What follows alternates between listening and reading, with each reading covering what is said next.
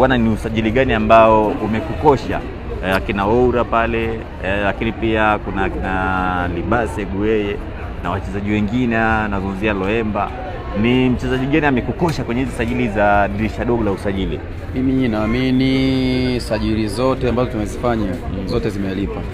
Yaani kwa sababu ukiangalia ini sauti ya Oura, ukimwangalia Libase Gueye, ukimwangalia Jocelyn Loemba, Kratos Chama, Nixon Kibabage, golikipa Kasali, yani wote ni watu ambao moja kwa moja, ukimwangalia Ismail Tule, tayari ni watu ambao wote wanashawishi. Kwa hiyo unaweza ukachagua tu mmoja kwamba labda huyu amelipa zaidi, lakini mimi naamini kwa wote wachezaji kama 6 hivi wote kwa kweli wametulipa. Yani karibia wote hakuna aliyefeli hata mmoja, kwa sababu unafanya usajili dirisha dogo na wachezaji wote wanakuja kuingia kwenye first 11 wote kwa pamoja. Ina maana tayari ni wachezaji ambao wako tayari na wachezaji ambao inaonekana improvement yao ni kubwa mno na wamekuja kuisaidia timu moja kwa moja.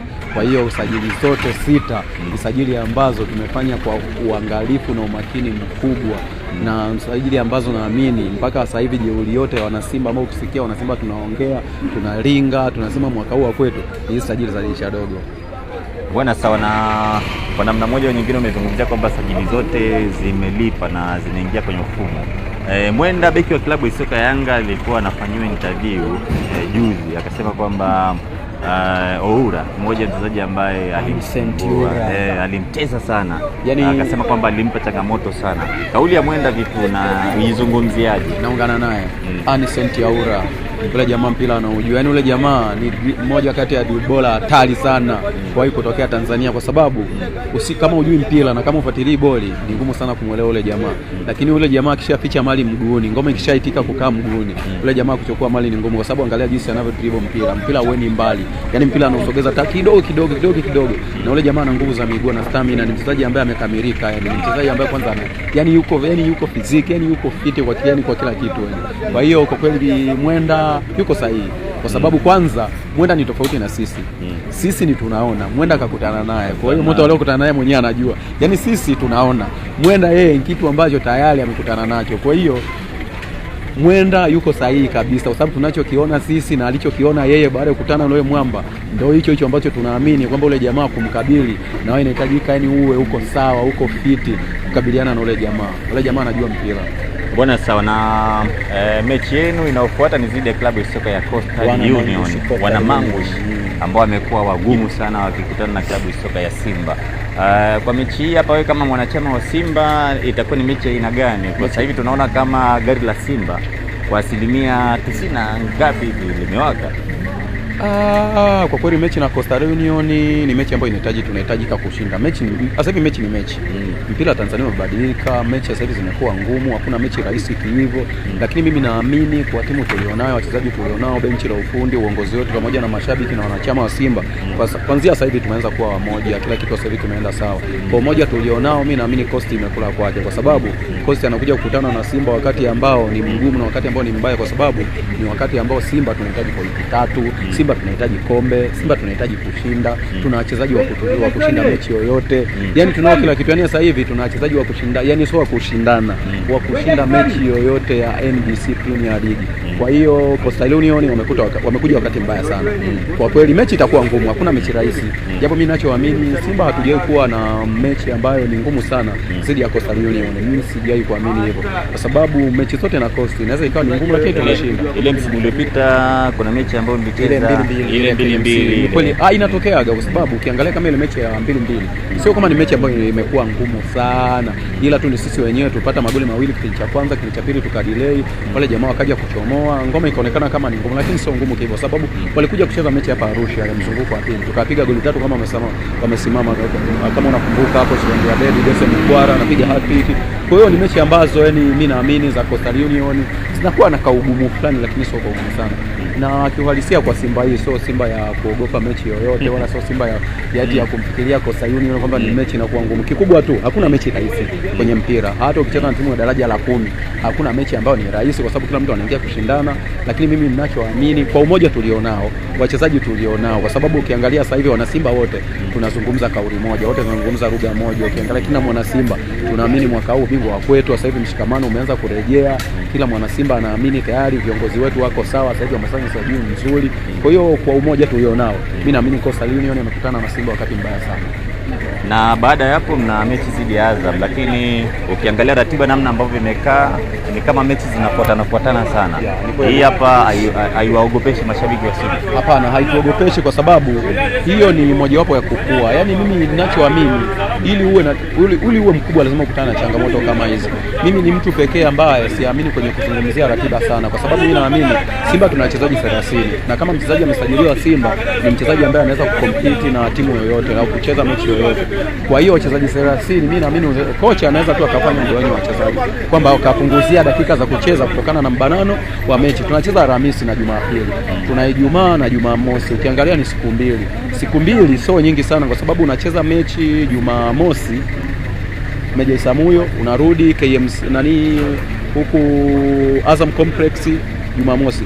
Ukiangalia Jumapili, ukiangalia mechi zote tuko sio mbali sana. Kwa hiyo hicho kitu ambacho pia mimi naamini hakika tugharimu sana, kwa sababu hatujatoka mkoani, mechi zote tuko Kwa hiyo ni kusogea tu kwamba tunatoka sehemu fulani kwenda sehemu nyingine, kwa sababu tukimaliza mechi Meja Samuyo tunarudi Bunju, asubuhi tunamkia Bunju baadaye. Kwa hiyo ni kitu ambacho mimi siamini kwamba kinaweza kikawa na shida kwenye mechi. Ugumu unakuepogo tu, kwa sababu ukiangalia mbanano kweli kuna uchovu unatokea wachezaji, lakini mimi naamini ukiwa na wachezaji wakubwa, ukiwa na bench la ufundi, ukiwa na mshikamano mzuri, wachezaji wakiamua kujitolea kwa ajili ya timu, mimi siamini kwamba kuna kitu kinazuia, kwa sababu wenzetu wanacheza mechi ngumu. Wenzetu wanaweza wakacheza labda mechi ya kabingwa Jumapili, unashangaa katikati ya wiki wanacheza labda mechi ya ligi za kwao na bado wanasafiri, unashangaa wanashindana.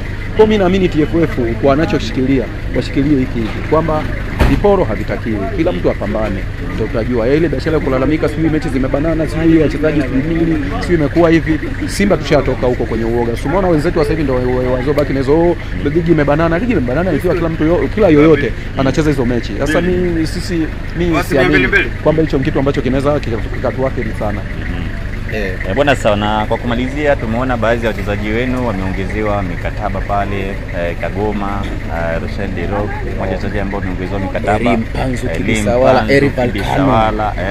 wameongezewa mikataba. Hii hapa unaizungumziaje? Kwa kweli mimi katika wakati ambao viongozi wa Simba wamefanya jambo ambalo wana Simba tumelipenda, kama mimi nimelienjoy na nimelifurahia, ni kuongezea mkataba wachezaji ambao ni muhimu. Kwa hiyo usajili bora ni kubakisha wachezaji wako wazuri, yani wale wachezaji ambao unajua kabisa ni kikosi cha kwanza nitakiwa baki kwenye timu.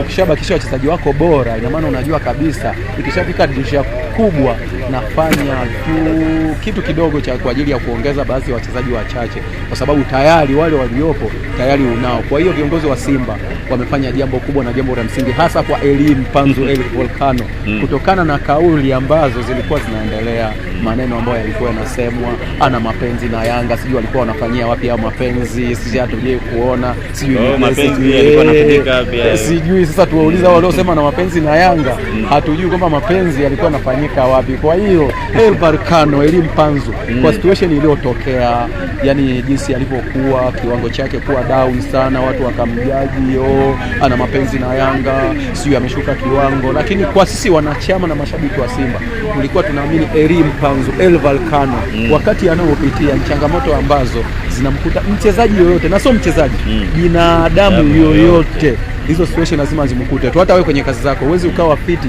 kwa 100%. Kuna nyakati wewe mwenyewe unafanya kazi unaona hapa mimi siko sawa, lakini kwa sababu yule ni Elim Panzu, kwa sababu yuko Simba, kwa sababu yuko klabu kubwa kama ya Simba, lazima watu wamjaji.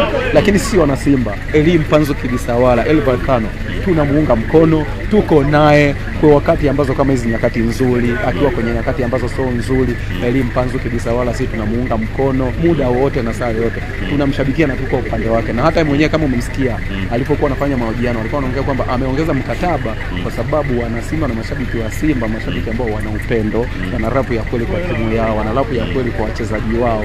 Kwa hiyo na yeye ameamua kuonyesha mapenzi yake kwamba nawashukuruni kwa mlivyo ni support wakati ambao napitia changamoto, naamini inabidi niongeze mkataba kwa ajili ya kuwarishia zaidi. Kwa hiyo kwa furaha tulionayo kwa kweli kwa Elim Panzu, na sasa hivi ndio wakati sasa wa kuwaonyesha kwamba yeye ni El Volcano kabisa, Elim Panzu kabisa. Wala mwaka huu lazima ilipuke sasa. Huu ndio wakati wa Volcano kulipuka kabisa. Bwana pamoja sana Saidani bwana. Namshukuru Mungu kwa kuja kufanya mahojiano. Ndugu yangu, tunakupenda sana, japo kuna muda unatupotea. Kuna nyakati ambazo hapa juzi timu ilikuwa inashinda kila siku, kelele zinakuwepo, tunashangaa hatukuoni. Ndugu yangu, inabidi ututembelee kwa sababu si unajua bwana, hapa ni nyumbani, hapa ni nyumbani, lakini kuna muda nayo unakuwa na mambo mengi. Kwa hiyo hapa ni nyumbani, hapa kwa nani wanaitwa kwa nani hapa inaitwa Kijiwe cha Ubaya Ubwela stand ndogo kwa Hasani hapa Kijiwe hapa. Ukifika hapa unapata chochote tu hapo, unaenjoy. Kwa hiyo ndugu yangu, tunakukaribisha, njoo tufanye interview, njoo tuzidi kuenjoy. Wana Simba someone walivyojaa, wanaenjoy, wanataka kuiongelea timu yao, na unajua wana Simba ndio mashabiki pekee Tanzania hii ambao sio waoga wa kuongea na maiki, ambao sio waoga wa kuongea na media, ambao sio waoga wa kufanya chochote. Kwa wakati wowote, muda wowote, wana Simba wapo kwa ajili ya kufanya mahojiano, kwa ajili ya kufanya interview, kuiongelea timu yao. Wana Simba wanaenjoy timu yao, na Simba ndio mashabiki wa Simba ndio mashabiki pekee Tanzania hii. Tuna ravu ya kweli kutoka moyoni kutoka timu yetu. Hizo situation ambazo zinatokea, hizo vitu vya kawaida, kwa sababu kwenye timu kila mtu anapenda timu ishinde.